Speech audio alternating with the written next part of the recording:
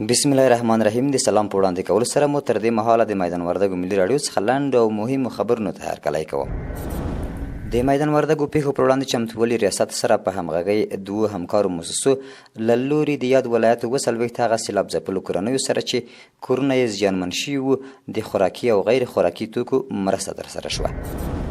د میدان وردګو پوهنې ریاست له لوري د دغه ولایت مرکز په ګډون د ټولو ولسوالیو 350 ښوونکو ته د اغیزمنې زده کړې تر عنوان لاندې 6 ورځنی سیمینار پیل شو چې موخه یې د ښوونکو د مسلکي ظرفیت لوړول، نویو تدریسي میتودونو معرفي او د زده کړې کیفیت ته وده ورکول دي.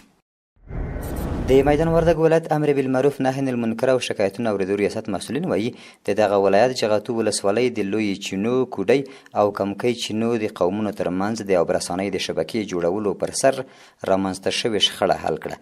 مسؤلین وایي محتسبینو درې واړه قومونو مشرانو او اوسیدونکو څخه غوښتي چې له صبر، زغم او حوصلې څخه کار واخلي، د شریعت په چوکاټ کې خپلې چارې مخته یوسي او په خپل منځ کې د ورورولۍ او مینې فضا رامنځته کړي. په پای کې ښکیلو لوریو د محتسبینو له دې کړنو څخه خوښي څرګنده کړې. د میدان وردګو د پیښو پر وړاندې چمتووالي ریاست له لوري د دغه ولایت چک ولسوالۍ بیګ سمند حوزه کې له 19 سیلاب ځپلو کورنیو سره د لومړنیو خوراکي او غیر خوراکي توکو مرسته وکړه.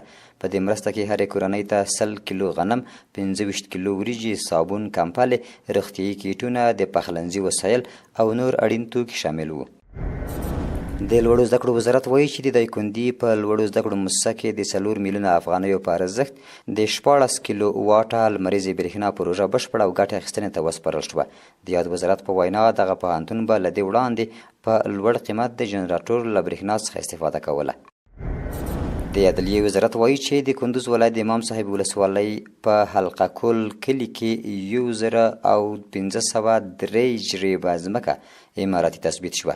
د یاد وزارت په وینا دغه ځمکه د شمال زون د اماراتي ځمکو قضیو ته د رسیدنې ځانګړې محکمې په حکم اماراتي تثبیت شوې ده.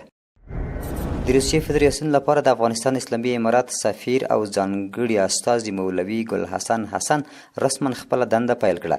د بهرنیو چارو وزارت د عامه اړیکو رئیس حافظ ضیا احمد تکل ویلي نوي سفیر د سفارت له ډیپلوماتانو او کارکوونکو سره د پیژندنې ناسته کې ډاډ څرګند کړی چې ورسپارل شوی مسؤلیت به په بشپړه ژمنتیا او له کارمندانو سره په پوره همکارۍ مخته وړي.